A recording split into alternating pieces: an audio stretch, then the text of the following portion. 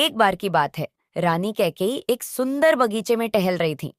बगीचा फूलों और पेड़ों से भरा हुआ था और उसमें एक शांति थी जो मन को सुकून देती थी। अचानक कैकेयी ने देखा कि दो पक्षी आपस में कुछ बातें कर रहे हैं। कौतूहलवश कैकेयी ने उनकी बातें सुनने के लिए ध्यान लगाकर सुनना शुरू किया। पक्षियों की बातें सुनकर कैकेयी हैरान रह गई। उनमें से एक पक्षी दूसरे से कह रहा था, क्या तुम जानते हो, जो भी अयोध्या के सिंहासन पर अगले 14 वर्षों तक बैठेगा, उसकी मृत्यु निश्चित है।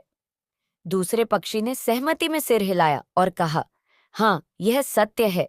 अगर श्रीराम इस सिंहासन पर बैठेंगे तो उनका अंत भी हो जाएगा।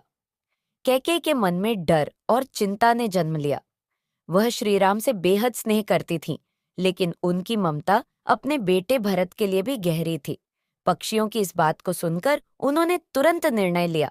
उन्होंने सोचा कि अगर श्रीराम को सिंहासन पर बैठने से रोका जाए और उन्हें वनवास भेज दिया जाए, तो उनकी जान बचाई जा सकती है।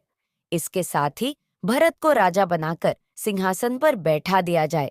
कैकेयी ने यह सोचकर अपने पति राजा दशरथ से अपने 2 वरदानों की मांग की।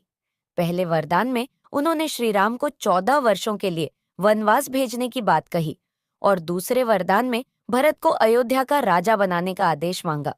राजा दशरथ इस मांग को सुनकर स्तब्ध रह गए, लेकिन वचन के बंधन में बंधे होने के कारण उन्होंने कैकेयी की मांग को पूरा किया। श्रीराम ने पिता की आज्ञा का पालन किया और वनवास के लिए चल पड़े, जबकि भरत को अयोध्या का राजा घोषित किया गया।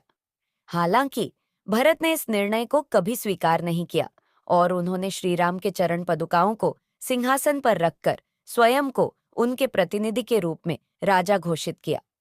इस प्रकार कैकेयी के भय और पक्षियों की बातों ने रामायण की कथा में एक महत्वपूर्ण मोड़ ला दिया, जो आगे चलकर धर्म, प्रेम और त्याग की अद्वितीय कहानी बन गई।